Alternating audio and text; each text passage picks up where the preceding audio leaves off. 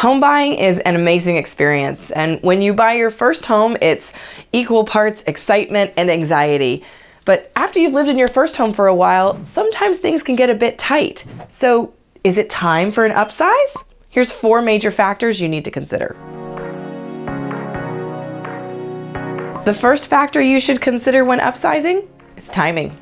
They say timing is everything, and they are right. Is the size of your family changing? Perhaps you're having more children, or in-laws who are aging are going to be moving in. The point is that timing is super important.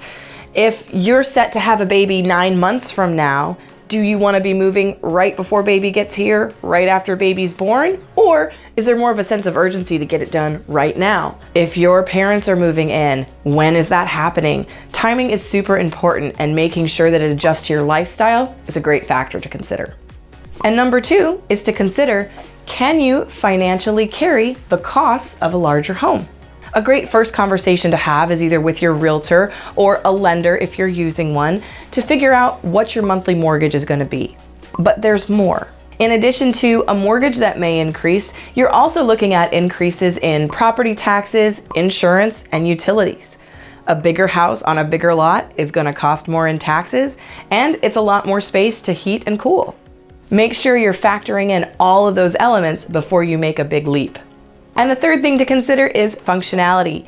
What is it that your current house does not have that you truly need? There's probably things that you want, but what do you really need?